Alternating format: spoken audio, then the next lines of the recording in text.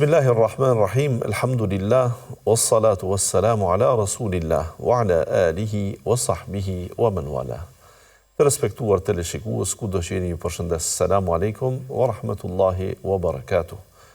Popujt e Kur'anit, emisioni jon që na përbashkon në çdo javë për të marrë mësime nga ato që Allahu i madhreshëm ka sjellë në librin e tij, dhe libri i tij është libër i studimit, është libër i të gjallë dhe është libër i punës dhe i praktikës. Është libër që ne na hyn në punë tërë kohën, në të gjitha porët e jetës, nga të gjitha fushat, e në këtë rast ne na intereson të dimë se si ishin popujt më herët, si ishte shtrirja e njerëzimit nëpër kohë, çfarë vepruan e çfarë nuk vepruan, çfarë ishte e mirë në te ata e çfarë ishte e dëmshme dhe kote ata. Cili ishte reagimi hynor ndaj të mirëve të tyre dhe cili ishte reagimi hynor ndaj të këqijve të tyre. Në mënyrë që ne të marrim mësime dhe të kemi diçka të gatshme që të dimë fundja pse është kjo e pse nuk do të jetë ajo tjetra. Me fjalë tjera, rrëfimet që Allahu xhalla xhelaluhu na i sjell në librin e tij për neve janë udhërrëfyes shumë i nevojshëm dhe për shkak të besimit të madh që kemi në Zotin, dhe për shkak që tregimet e Allahut nuk janë të dikujt që harron, nuk janë të dikujt që trillon, që shton, nuk janë të dikujt që i bën me anim për arsye të caktuara që mund ndodh. Të gjitha këto që i përmenda i kemi në për librat e historisë. Ne jemi shumë të kujdesshëm kur lexojmë, ose duhet të jemi shumë të kujdesshëm kur lexojmë ndonjë libër të historisë, sepse varet kush e ka shkruar atë libër. Faktet janë fakte, por dikush i jep konotacion sipas bindjeve të tij, ideologjisë së tij. Pastaj shumë libra të historisë, madje edhe arkiva të historisë, din të mbushën në bazë të politikës ditore, dhe politika ditore e një kohë të caktuar nuk do të thotë se është në favor të së vërtetës. Me fjalë tjera, pra, gjitha këto në një libër të historisë do të mund të i gjenim me pranim dhe me refuzim prej palëve dhe masave të ndryshme të njerëzve për arsye të caktuara që i përmendëm më herët. Ndërkaq, çka ti themi Allahu xhalla xhelaluhu, ai nuk është Zoti i jon e kundër të tjerëve. Ai nuk është krijues vetëm i joni e krijues i të tjerëve të jetë dikush tjetër. Ai është i vetëm, ai është pa fillim dhe pa mbarim, dhe këtu do të shohim pra edhe madhështinë edhe të tregimit të tij. Ne jemi tashmë disa javë në shoqërim me Jusufin a.s. me ngjarjen më të bukur në Kur'an që Allahu xhalla xhelaluhu na ka rrëfyer dhe na ka treguar për të në librin e tij fisnik, në një sure të tërë që quhet surja e Jusufit. Jusufi përfundoi në burg megjithatë i pafajshëm, e mbrojti nderin e vet, moralin e vet, e në fakt e mbrojti edhe nderin dhe moralin e familjes që e strehoi. Kur themi e strehoi, ku ai shërbeu ju kujtua një ditë fjala e famshme e ministrit, i cili kur e bleu në treg, djalë bukurësh 12 vjeçar, i tha gruas së tij, tha ekrimi me thua. Nderoje dhe bëja një vend të mirë që të ndihet mirë, komod në shtëpinë tonë. Ndoshta do të marrim shërbimet të tij, dhe ndoshta edhe pasi që nuk kemi fëmijë, unë në tehi dhe hu walada, mund të marrim edhe të kemi fëmijë tonin. E kur erdhi momenti kur gruaja deshit të përzi çështjen e moralit, ai tha innehu rabbi ahsana mathwai. Tha përpos që i kishte pa argumentet Allahu xhalla xhelaluhu se nuk bënte ta vepronte një vepër të tillë, e cila ishte shëmtuar interesant në gjitha kohrat. Moraliteti, zinaja, në gjitha kohrat, veprën dytë. Ai tha tash, unë nuk mujt ta tradhtoj, ta mashtroj zotrin tim i cili më nderoj dhe më respektoj e më bëri që t'jetoj dinjitetshëm në shtëpinë e tij. Nuk mund të preku në nderin e familjes së tij. Megjithatë, ngjarja kishte ndodhur siç kishte ndodhur dhe ajo grua përpos që dëshiroi, tentoi të bëjë immoralitet, njëherë nuk ishte që vetëm u zu në flagrancë, por ajo tashmë kishte ëndër një gjë të tillë. Dhe përkundër edhe fjalëve që ishin përhapur, ajo dëshiroi t'i tregonte grave se ju do të më akuzoni për një njeri që nuk mund t'i refuzosh bukurisë tij ose t'i rezistosh bukurisë tij dhe t'i thuhet se nuk je i mahnitshëm për mua.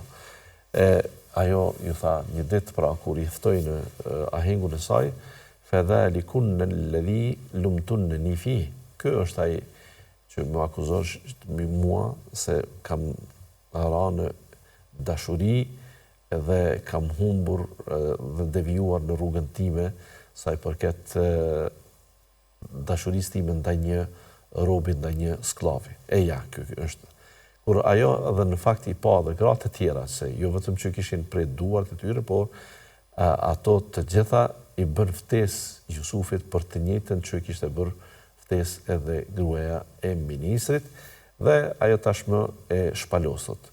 Unë thot, kam qenë ajo që e kam vendosur që të bëj immoralitet me te, ky umbrojt, por nëse ky nuk vepron çfarë unë dua, atë do të burgoset deri në një afat të caktuar kohor. Jusufi a.s. ju drejtu Allahut që o Zota, për mua burgu është më i mirë se sa ftesa në cilën ata po më thrasin që unë të bëj punën e pandershme dhe të pamoralshme. Jusufi a.s. në këtë rast pra e pranoi burgun përballë të tjerëve. Dhe thash dhe do të fokusojmë këtë pjesë, ka plot njerëz që idealet e tyre nuk i thejnë për kërkesa të momentit, për pazaret ditore. Pra në burg gjithë një mund të gjejmë, mund të hasim njerëz që janë me krime të rënda apo të lehta, por që në një mënyrë ose tjetër janë fajtor dhe për atë arsye janë në burg. Mirë, por në burg mund të hasësh edhe në njerëz që janë tërësisht të pafajshëm, janë njerëz që nuk ka arsye që ata të jenë aty, por ndoshta për shkak të thymjes së ndonjë rendi, prishjes së sigurisë kombëtare që mund ta thotë dikush në rrethana të caktuara, ose refuzim të pushtetit ose të sistemit, e tjera pra, gjitha këto janë që disa njerëz prej më të mirë mund të jenë dhe mund të jenë në burg. E rëndësishme Jusufi a.s. Përfundoi në burg dhe aty tash do të vazhdoj jetën e tij. Allahu tash në rrefen në burg një sekuencë tjetër interesante, që Jusufi a.s. do ta ketë me dy djelmosha. O dekhala ma'ahu sijne fetayan. Në burg me Jusufin hyn edhe dy djelmosha, ata për veprat e tyre që nuk dihet se për çfarë. Qala ahaduhuma inni arani a'siru khamra wa qala al-akharu inni arani ahmilu fawqa ra'si khubzan ta'kulu at-tayru minhu. Nabbina bi ta'wilihi inna narake min al-muhsinin. O Jusuf, ne kemi pa në ëndër. Pra, kur ata një ditë ishin gëdhin, ishin zhunë në mëngjes, e rrëfyen secili prej tyre nga një ëndër ndryshe që e kishin pa. Njëri pra prej tyre tha, unë kam pa se bëja verë, prodhoja verë, e tjetri kishte pa vetën se po barte ushqim, pra buk mbi kokën e tij, e shpendët nga lart po vinin dhe po hanin në atë enën që ai kishte bukën mbi kokën e tij. Ata i thanë kështu, na komento ëndrat tona, sepse ne të kemi pasë je njeri i mirë. Ka pa në ta Jusufin që ishte njeri i mirë, njeriu edhe në burg, edhe në vend të keq, edhe në vend të mirë, edhe në spital, edhe kur është i sumur, edhe në stacion të autobusëve, edhe në pritje, edhe në aeroplan, edhe aty ku ka njerëz shumë e turma, kallaballëqe, e të tjera, pra e ke shansën për të tregu burrnin tënde, moralin tënd, sjelljen tënde, dinjitetin tënd dhe Jusufi a.s. pra nuk ishte njëri që vetëm në imoralitet nuk ra, por kështu ishte ka fjalori njëri i pa gdhendur së gjashme. Ishte në gjitha porët e jetës. Dhe tash ne e shohim edhe pak më shumë dhe pak më mirë se kush ishte Jusufi në esencë. Ai pra ja kishte mbushur mendjen që ti je njeri i mirë. Pra ne jemi bindur që ti nuk e ardhur sikur ne për fajet tona. Nuk je që ke drejtuar makinën dhe ke bërë ndonjë delikt në trafik i cili për mos dënimin e gjobës tash ke përfunduar në burg, ose nuk je ti ndonjë hajn që ke vjedh pasurinë e tjetrit, ose nuk je ti ndonjë person i cili ke bërë krim ndaj dikujt, çfarë do lloj krimi dhe je si fajtor këtu i radhitur në mesin e burgos. Ne të kemi pas se ti je njeri i mirë, ti nuk je sikur ne. A mund të na komentosh ëndrrën? Këtu vlen të përmendet sidomos për hoxhallarët, kjo është mësim shumë i madh. Njerëzit kur përhapet e keqja e duan të mirin. Jo rastësisht pra njerëzit e ashtu quajtur njerëzit e fesë. Pra dikush i besimit krishter mund ta punëtoj priftin e tij, tek muslimanët e kërkojnë hoxhën se ai pritet, mendohet që është figura më e pastër në popull, sepse është i pandërlikuar, i pandërlidhur, i pa shëmtuar me politikën, me ekonominë, me fajden, me dukurit negative, pra në mesin e shoqërisë dhe ata sikur kërkojnë po ti të na tregosh neve një gjë të tillë. E kujtoj në vitet e luftës, pra aq më tepër kur edhe rrëfenin njerëzit se ku i ti mbështetesh në një vendbanim, në një fshat, se a duhet të qëndrojnë, a duhet të presin forcat paramilitare, është popull i shkret që dikush është në mal, në ushtri, por shumica janë duke dal, duke u zbraz Kosova me refugjat mbi 1 milion, pra në vendet tona fshinje, në Shqipërinë tonë, në Maqedoni tek vëllezërit tonë shqiptar atje, etj, por ishte shumë rëndësi se kur të dalin, çfarë momenti të vendosin, të mbrojnë pragjet e tyre, shtëpitë e tyre, por me çfarë të paarmatosur etj, apo të dalin, pra në këtë rast kush do të ishte ai përgjegjësi që do t'i udhëzonte njerëzit. Njerëzit prapë shkojnë te hoxha, kërkojnë ndihmën e tij. Hoxh i nderuar, duhet të jesh dinjitoz, duhet të jesh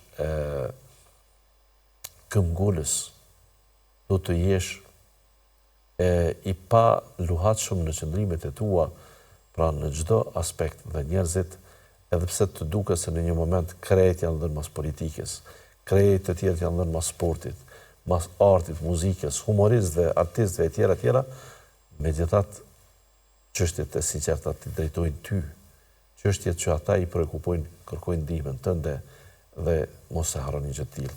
Inna lanarake minal muhsinin. Padyshim se ne të kemi pa ty prej bamirësve, prej njerëzve të mirë. Jusufi a.s. për t'ju treguar atyre se keni rënë në adresë të duhur, këtu tash duhet nga një herë të humbet modestia, pra është një mësim që nxirret nga ajo që ka vepruar Jusufi a.s. për të mos u dukur që tash ai atë që do t'ju rrëfen atyre janë broshkulla, janë fjalë të kota etj, ai duhet t'ju tregoj se kush është. Sepse nëse kujtohet Jakubi a.s. i pati thënë, unë po shoh se ti ke të mira dhe do të kesh aftësinë e komentimit të ëndrave. Pra ishte një aftësi që Jusufi a.s. e kishte dhe kjo tashmë me gjas, Allahu e din më së miri, pra cila ka qenë mosha, me gjas që Jusufi a.s. tashmë ka qenë edhe pejgamber, ka qenë profet. E disa thonë profet ka mund të jetë edhe në atë periudhën kur e kishte pra kërkesën për kontaktin tim, që i ka pa argumentet e Allahut, që Allahu ja ka shfaq atij me shpallje.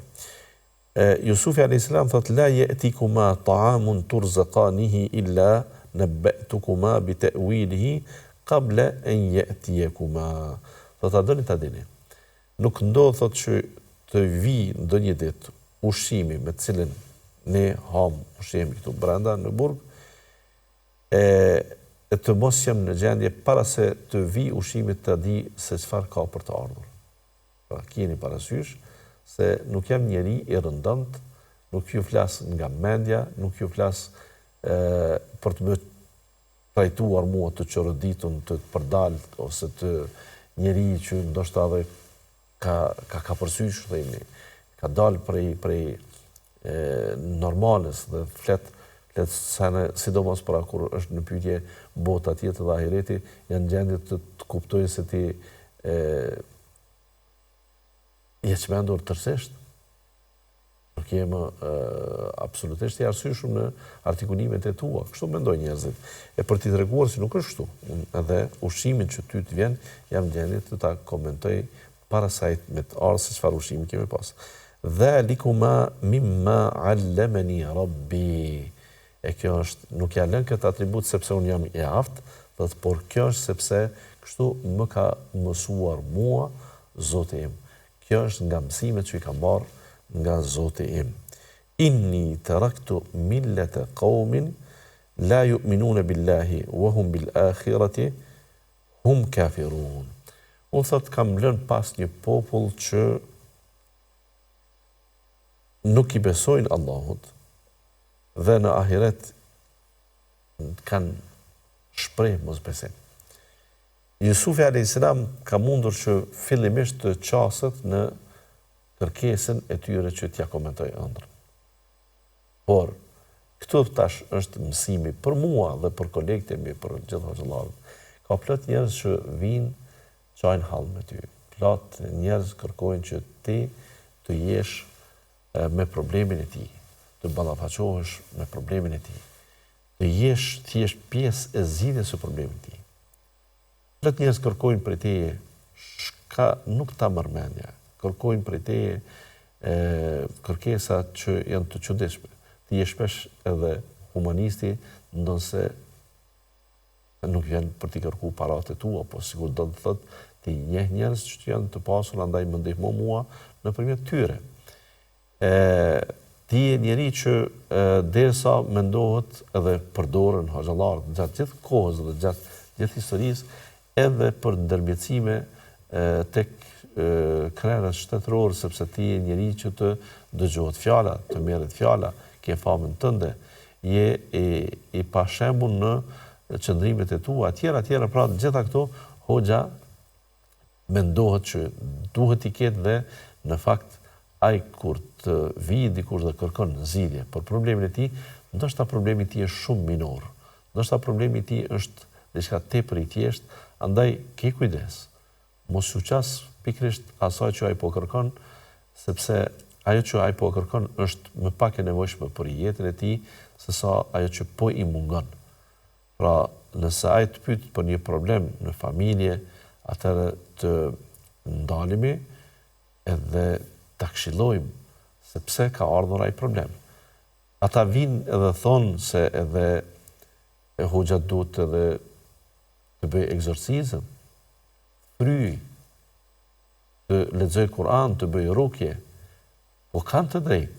Kanë të drejtë edhe këtë ta kërkojnë, por nëse dikush në fakt të ankohet, ndoshta edhe për lopën e tij që nuk lë që të nxirret qumshti prej saj, të milet, dhe kërkon që t'ia frysh do ujë, është mirë ti tregosh pse djalli po ndikon në shtëpitë tona. Kush e fuqizoi djallin? Ka erdhur ndikimi i tij që ne të sumuhemi prej tij. E tjera, pra, jepja mësimet e duhura, tregoj se ne jemi larguar prej udhëzimeve të Kur'anit, tregoj se ne jemi larguar prej ibadetit, prej adhurimit të Allahut. Ne nuk kemi synim nga gjërat që i kem para vetes, pos me synimet tona do të synojmë vetëm Allahun xhalla xhelaluhu gjithçka në jetë. Me dijen tonë do të mësojmë rreth Allahut, rreth madhështisë tij. Gjitha dije tjera janë të kota në kuptim me këtë që po e them. Nëse ti ke vepër, vepra jote do të jetë ibadeti, i adhurimit, ti do të kesh përkushtim se si ta adhurosh Allahun xhallal xhelaluhu. Pra këto janë detyrat që ti i ke dhe duhet t'i kesh në konsiderat. Andaj, me qëllimet tua që me niyetet tua, me synimet tua të jetë i kënaqur Allahu, me dijen tënde që të mësosh rreth Allahut, me adhurimin tënd që të adhurosh vetëm Allahun, por me veprat tua që të adhurosh vetëm Allahun, dhe me veprat tjera që të jenë konform ligjit të Allahut, por aty këto i synon, këto duhet të jenë në jetë, atë mësojeve dhe të tjerë, sepse ata një gjë të tillë nuk e dinë. Dhe ai para se t'ju përgjigjet thotë, unë thotë kam lënë një popull mbrapa, që ata në fakt fare nuk kanë besuar në këtë Zotin tim, në Allahun që mua më ka mësuar të komentoj ëndrat, dhe madje në ringjall nuk besojnë, ndoshta edhe këta dy persona nuk kanë besuar. Thotë wattaba'tu millata abai Ibrahima wa Ishaqa wa Yaqub. Ibrahimin e ka njoft në atë kohë të gjithë njerëzit, pra kanë pas dëgjim për Ibrahimin alayhis salam, thotë, unë thotë kësaj thotë i kam pasu prindërit e mi, etrit e mi, që janë Ibrahimi, Ishaku dhe Jakubi, por shkon me renditje prej stërgjyshit, prej gjyshit dhe babait të tij. Ma kana lana an nushrika billahi min shay. Nuk na takon neve, s'kemi të drejtë ne që t'i bëjmë Allahut shirk në asgjë.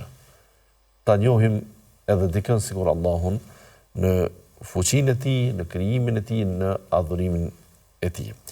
Dhalika min fadlillahi alejna wa ala nasi. Kjo është prej mirësive që Allahu na ka dhënë neve, edhe ja ka dhënë njerëzve, walakinna akthara an-nasi la yashkurun, por problemi është që shumica e njerëzve nuk falenderojnë. Ja sahibej as-sijn, o dy shokët e mi të burgut, o kolegët e mi. E arbabun mutafarriquna khairun am illahi al-wahid al-qahhar, am illahu al-wahid al-qahhar. O shokët e burgut, a mendoni që zotra të ndryshëm nga gur, apo drunj, apo gjësende tjera, apo planete, apo zotra që dikun adhurohen për këtë, e dikun për atë qëllim, dikush me besim të plot, e dikush me besim të mangët, mendoni që këta janë më të mirë, apo Allahu që është i vetëm dhe të gjithë të tjerët janë të nënshtruar ndaj tij, janë të paaftë ndaj tij. Përmend pra këto dy emra të Allahut xhallal xhelaluhu jo rastisht. I përmend pra këta dy emra që Allahu në fakt me El-Wahid dhe El-Qahhar, sot disa dietar mendojnë edhe këtë, mendojnë se ai emri më i madh i Allahut që kur lutet nuk thën lutje mbrapa, janë këta emra, El-Wahid El-Qahhar. Ka prej dietarë. Shumica mendojnë El-Hayy El-Qayyum, por megjithatë këta dietarë që janë pakice kanë një këndvështrim shumë interesant. E thonë se këta dy emra të Allahut xhallal xhelaluhu janë unik. Ndërkaq emrat e tjerë, pra sikur mëshira, sikur mirësia, sikur butësia, në këtë rast sikur edhe jeta që i takojnë Allahut, Allahu pra është haj i gjallë, janë sifate që Allahut i takojnë në mënyrë absolute, por i kanë edhe krijesat. Ama asnjë krijesë nuk mund të thuhet është e vetme dhe është unike. Andaj i vetëm dhe unik është vetëm Allahu. Andaj dhe është emër shumë i veçantë, El-Wahid. El-Qahhar, sepse të gjitha krijesat janë të mposhtura, janë të nënshtruara dhe janë të paafta të rezistojnë Allahut. Allahu pra ka jetë, edhe njeriu ka jetë, por jeta e tij përfundon me vdekje. Allahu pra jep vdekje, e shuan, ndërkaq ky vetë çndron i pa fillim dhe i pa mbarim. Edhe malet, edhe fushat, edhe detnat, edhe oqeanet, edhe çdo planet në rrezullin toksor dhe në orbitën qiellore, në hapësinë, në kozmos, të gjitha janë të nënshruara ndaj Allahut. Të gjitha janë të paafta në raport me Allahun. Andaj edhe mendohet se ky emër ose këta dy emra kanë këtë fuqi dhe ky tash Jusufi alayhis salam sikur ju thot këtyre do të thotë shokët e burrit. Zot si druni, Zot si guri, Zot si dielli, Zot si hëna, Zot si ky apo ai prej individëve, Zot si Buda apo si ai apo ky prej njerëzve që ju i adhuroni. Mendoni se janë më të mirë, më të dobishëm kur ata vetë janë krijesa, druri por digjet, guri por thyhet, dielli por përëndon, hëna por nuk shihet dhe qahet. E mos flasim për aftësitë e njerëzve, sa do i fuqishëm ne t'jenë, që vdes, që përfundon, që i humb dinastia krejt. Ata ndërtuan pallate që janë enigmë e kësaj bote, piramidat, por megjithatë përfundojnë në deti, përfundojnë në ujë, nuk arriti që të notoj dhe të denbi si përfaqën e detit dhe ta luftoj Musajin alayhis salam. Musajin, një njeri që do të flasim për të më vonë, nuk do të duhej të matej forca e tij me forcën e faraonit. Nuk do të duhej pra logjikshëm të triumfonte Musaj ndaj faraonit. Fundja, Musaj ishte duke hikur prej tij, ky ishte duke ndjekur atë. Inna le mudrakun, ne tha Musaj tash ata veç po na arrin, ne kemi detin përpara, çfarë të bëjmë tash? Dhe Musaj shpëtoi mrekullisht, ndërkaq faraoni dështoi. Ra, humbi dinastia e tij, humbi forca e tij. Ai që thoshte unë jam Zoti juaj më i madhi dhe më i larti. Me fjalë tjera, këto mësime duhet t'ja kthemi çdo kujt, sikur që Jusufi alayhis salam, të mos lëshohemi te ëndrat ndonse ëndrat do të jenë problem në vete tash në këtë rast. Ma ta'buduna min dunihi illa asma'an sammaytumuha antum wa aba'ukum ma anzala Allahu biha min sultan. Gjitha që ju adhuroni janë emra që ju i keni emërtuar. Ti vetë i ke thonë Zot se ai nuk është Zot. Ai nuk e pretendon, s'ka guri që e ka thënë se unë jam Zoti. Askush prej këtyre zotave që ju i pretendoni se janë të tillë, nuk i ka njoftur për zota në kuptimin pra për shkak se ata kanë bërë thirrje të tilla. Ju i keni emërtuar vetë të tillë dhe ata padrejtësisht pra askush nuk i ka dhënë ju në udhëzim të tillë, por inil hukmu illa lillahi amara an la ta'budu illa iyyah. Padyshim se ligji, fuqia dhe sundimi takon vetëm Allahut i cili ka urdhëruar që të adhurohet, vetëm ai askush tjetër post tij. Dhalika ad-dinul qayyim, kjo është fe e qëndrueshme, walakin aktharu an-nasi la ya'lamun, por shumica e njerëzve nuk janë në gjendje që ta dinë. E pastaj Jusufi alayhis salam lëshohet në komentimin e ëndrave. Do të kthehemi pas pak që të shohim se çfarë konkretisht ju tha atyre.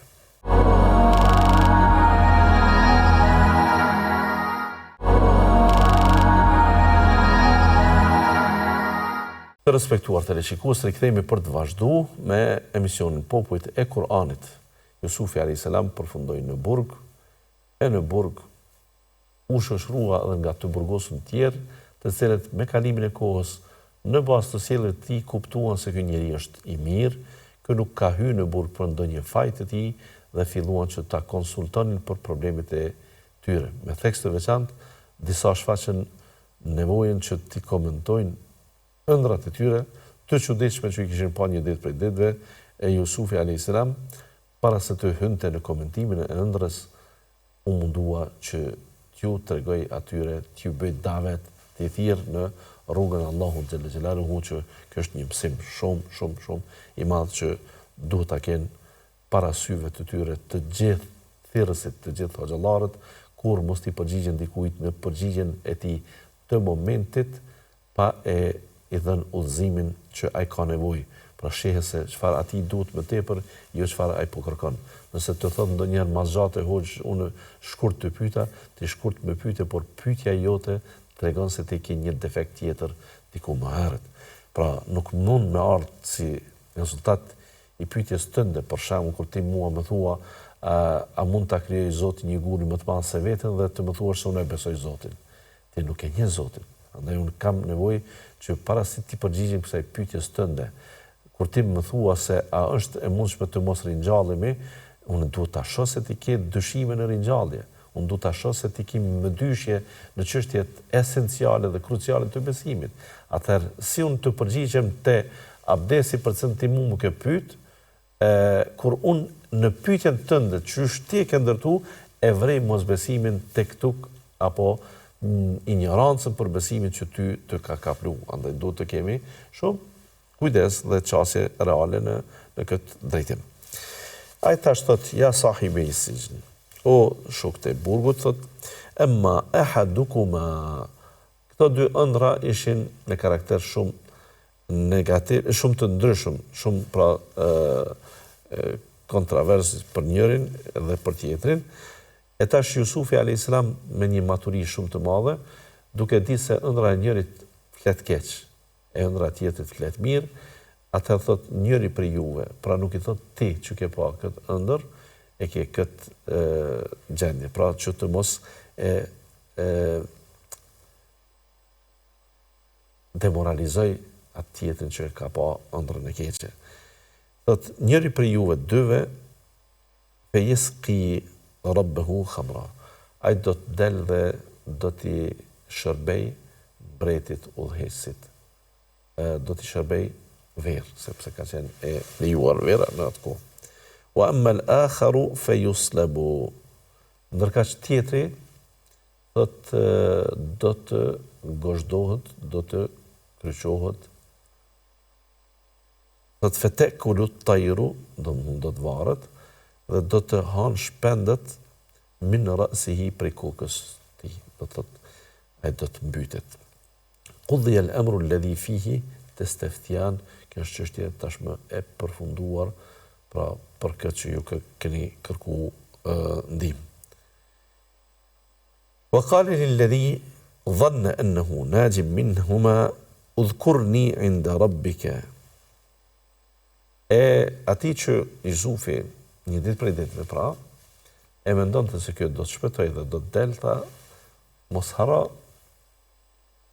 të më përmendesh te udhëheqësi, sepse unë jam në burg padrejtisht, dhe s'kam ku të ankohem, s'kam avokat, s'kam ku të ngriti zërin tim, unë duhet pra ta kuptojnë të tjerët se jam padrejtisht në burg.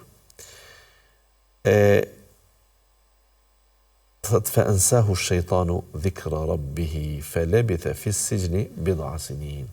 Ky doli prej burgut, shkoi vërtet hyri në pallat mbretëror, i shërbeu mbretit, por harroi ti tregoj se është një njeri i mençur, një njeri i mirë, një njeri i drejt, e tjera, qysh ata e atribuan vetë Jusufin a.s. që mbahet padrejtisht në burg. Harruan një gjë të tillë. Ky është një njeriu. Kur është në hall, kur është në det, thot hoxh s'ka me ty, kur i zgjidhet problemin, ditë të harroj dhe të largohet, por megjithatë kjo nuk duhet neve të na demoralizoj asnjëherë dhe nuk duhet të na zbraps nga rrugët dhe qëndrimet tona, cilat duhet të ndërmarrin. Thot megjithatë thot Jusufi a.s. pra u harrua dhe mbeti në burg edhe për disa vite. وقال الملك إني أرى 7 بقرات سمان يأكلهن 7 عجاف و7 سنبلات خضر وأخرى يابسات. E tash mbreti me kanimin e këtyre viteve kishte pa ëndër, por jo një natë, por kishte pa disa net, ëndra me kuptime interesante. Kishte pa ëndër se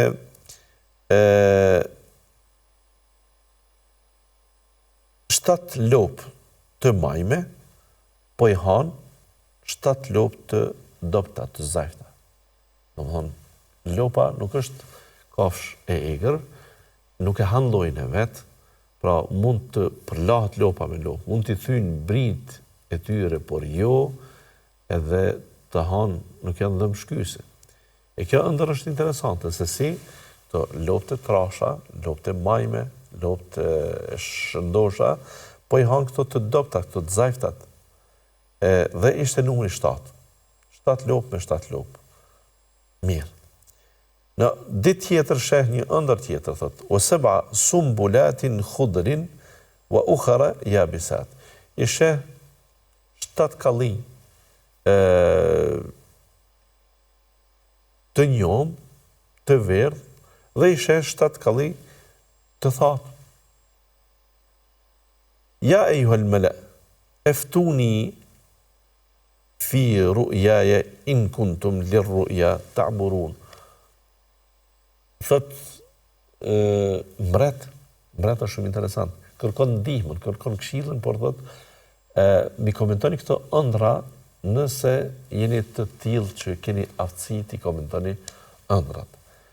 Pse thot mi komentoni ëndrat, nëse keni aftësi, pra mos tentoni ju tash, unë për një ëndër që po ju pyes, të afroni dhe të më jepni mësim dhe shkollë mua, të më shqit një mend. Pra nuk ka dashur që t'ju jap hise në pushtetin e tij, më tepër, por vetëm këto ëndra, ka dikush që ditë t'i komentoj. Qalu adghathu ahlam, wa ma nahnu bi ta'wil al-ahlam bi'alimin. Po këto janë ëndra gjumi, thonë. Na ku dim ti komentojmë ëndrat njëri që i sheh në gjumë. Mirë po, ky djaloshi dën të arrijë pushtet edhe më tepër. Wa qala alladhi naja minhuma, pra atyre dyve të burgosur, njëri që shpëtoi, pra që ishte në shërbim të mreti, waddakara ba'da ummetin ana unabbiukum bi ta'wilihi fa arsilun. Thot, unë jam në gjendje që t'ja u komentoj ëndrën, por duhet më çoni me një vend. Po, pra ai ju thot se është një njeri që unë mund ta pyes dhe ai është në burg, tash thot më kujtohet ai person që ditë i komentoj.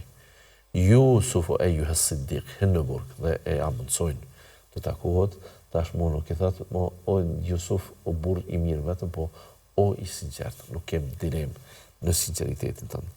Eftina fi sab'i baqaratin siman ya'kuluna sab'un ijaf. Wa sab'i sumbulatin khudrin wa ukhra yabisat. La'alli arji'u ila an-nasi la'allahum ya'lamun. Thot, o i sinqert, o shumë i sinqert. A mundesh me na tregu neve se çka është çështja kur 7 lopë të majme, po i han 7 të dopta, të zajta, dhe po ashtu 7 kallin të verdh janë përballë 7 kallive të thatë. Ndoshta unë kur të kthehem, pra atë tek pallati, do t'i informoj njerëzit me atë që ti do të më tregosh dhe ata ndoshta do të jenë në gjendje të përfitojnë. قال تزرعون 7 سنين دأبا فما حصدتم فذروه في سنبله إلا قليلا مما تأكلون. Thot 7 vite do të jenë të begata, do të jenë vite shumë të bereqetshme dhe me rendimente të larta të prodhimit të dritrave, me tekst veçantë. Atë që ju e korni, thot, mos e blunit të tërin, mos e fshini, mos e qëroni të tërin, lëreni gjysmën, sepse gjysma do t'ju mjaftoj para të vetë, gjysmën tjetër lëreni ashtu një kalli që të ruhet, sepse thot, thumë ya'ti min ba'di dhalike, 7 shidad ya'kulna ma qaddamtum lahunna illa qalilan ma tuhsinun. Thot, sepse do të vinë 7 vite të thata, 7 vite shterpë, 7 vite që nuk do të ketë rendiment, nuk do të ketë prodhim. Dhe këto 7 vitet e thata do t'i hanë rendimentet që ju di keni marrë më tepër dhe që i keni ruajtur në vitet e mira. Andaj thot veproni kësaj. Thumë ya'ti min ba'di dhalika 'amun fihi yughathu an-nasu wa fihi ya'sirun. E pas kësaj, pas këtyre 7 vite, do të vjen viti tjetër që njerëzit pastaj edhe do të marrin ushqim, edhe do të kenë bollëk në çështje të ujrave të pijeve dhe kësaj. Wa qala al-maliku tuni bihi. Mbreti thot, mirë, ku është ai njeri? Pse s'ma sillni ju këtu? Ju duk interesante shumë. Kur ky djali shkoi tash i rrefej ëndra, thot, ku morët i këtë mësim? Unë pyeta më herët, ju nuk keni ditë. Ai tregoi se unë e dini njeri është në burg, tha e po mirë, atëherë ma sillni mua atë. E këtu është mësimi i radhës që duhet të ndalmi dhe të bëjmë një vështrim analitik për këtë. فلما جاءه الرسول قال ارجع إلى ربك فاسأله ما بال النسوة التي قطعن أيديهن. Thot kështu, unë nuk po du që të bëhem shërptor i mbretit në këtë moment kur ai ka nevojë për mua. Unë nuk dua të bëhem i afërt i tij për aftësinë që unë tani e kam. Unë jam në burg. Por mbreti pse nuk bëri një pyetje? Çfarë është çështja e disa grave që pren duar, sepse çështja e prerjes së duarve në një aheng të një familje ministrit ishte për temë. Do të është mirë me i pyet, thotë të sqarohet çështja ime fillimisht. Pra unë dua të del në faj pafajësia e ime. Duhet të dal në pafajësia ime. Unë nuk dua që të mbahem mend se jam liruar për shkak që dita ta komentoj ëndrrën. Pra një aftësi e imja më nxori nga burgu. Unë nuk dua të jem sepse bashkëpunova me organet e rendit dhe dola nga burgu. Unë nuk dua të them, thot dikush, sepse unë e bëra këtë veprim, pra sakrifikova diçka apo dikënd, apo shpionova dikënd, apo bëra pra prej veprime që është di pushtetit ti lansoj dhe ta njollos personalitetin e dikujt. Jo, unë është më rëndësi të dihet për çfarë unë hyra në burg. Duhet të kuptohet realiteti im, sepse këtë nuk duhet unë ta duroj. Unë pse e durova padrejtsinë që kam hyrë në burg, mbreti le ta kuptoj për tash se dikush është manipuluar ai, pra është manipuluar nga familja mbretërore, respektivisht nga qeveria e tij, nga njerëz me pushtet e që ata nuk e kanë përfil drejtsinë, pra kanë burgosur njëri të pafajshëm. Pra, pyet pse u pren duart një natë prej netve. Inna rabbi bi kejdihinna alim, pa dyshim se Zoti im e di mirë se çfarë kurthe ata kanë. Qale ma khatbukunna idh rawadtunna Yusufa an nafsihi. Kulna, hasha lillahi, ma alimna alehi min su. Ai e përfilli kërkesën e Jusufit alayhis salam. I të bëj gratë, tha, çka është çështja juaj?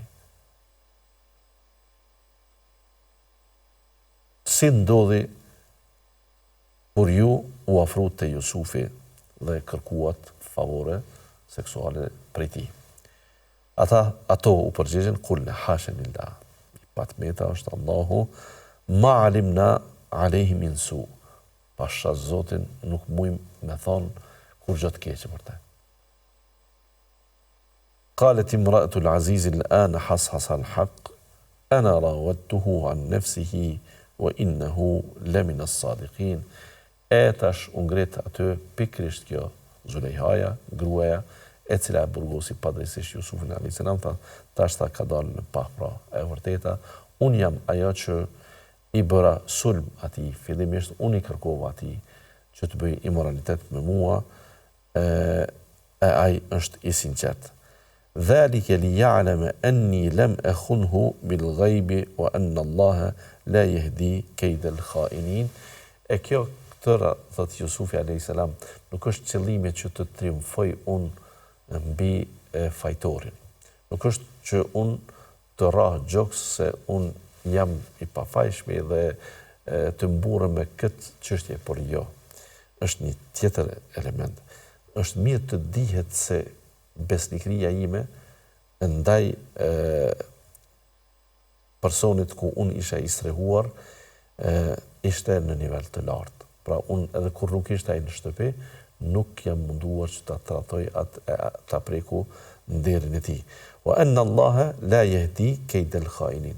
Dhe të kuptohet se në fund fare Allahu nuk e udhëzon dhe nuk e qet në pa, nuk e qet në rrugë të drejtë mashtrimin e njerëzve mashtrues. وما أبرئ نفسي إن النفس لأمارة بالسوء إلا ما رحم ربي إن ربي غفور رحيم. Thot nuk e shfaqsoj edhe nefsin tim, por nefsin natyrshëm që të flet për të keqen, ama përpos atij që e ka mëshiru Allah, e që Jusufi a.s. e thot se atë e ka mëshiru Allahu. Allahu padyshim që është shumë falës dhe është shumë i mëshirshëm. Wa qala al-maliku tuni bihi astakhlishu li nafsi falamma kallamahu qala innaka al-yawma ladina makinun amin. Jusufi mbreti pra tash tha ma sillni mua atë astakhlishu li nafsi. Tash pra unë nuk dua të bisedoj me ndërmjetësues. Bere që ajt të silleni këtu, që ajt të jetë ekskluzivisht tash në krahun tim dhe të jetë këshilltari im. Të jetë këshilltari im, pra duke i treguar atij se nga një i burgosur, i pafajshëm, kur u vërtetua pafajësia jote dhe u kuptua drejtësia jote, innaka al-yawma ladayna makinun amin, ti sot te ne ke pushtet dhe ke kompetenca dhe je njeri i sinqert e i sigurt në vendin ton. E këtu Jusufi a.s. në bisedën e tij me mbretin, tash kur e pa se janë hapur dyert për bisedime, e bëri një bisedë edhe më interesante. Kjo është piknisja e takimit ton të radhës, sepse për në politik është diçka tepër e nevojshme të detajohet ky kënd.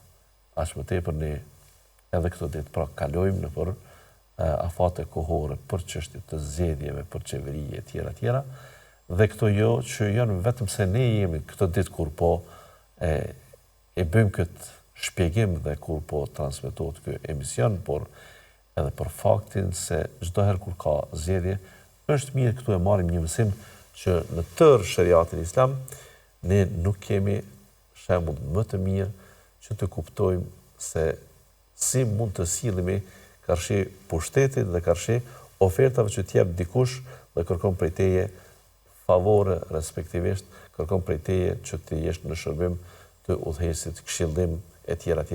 Çfarë duhet të bësh? Duhet të jesh modest, duhet të strukesh, të thuash unë nuk di, apo duhet të shfaqësh njohuritë tua, apo diçka tjetër. Këto do ta shohim në hallkën tjetër, në emisionin tjetër, dhe deri atëherë ju lëm në kujdesin e Allahut. Wassalamu alaikum wa rahmatullahi wa barakatuh.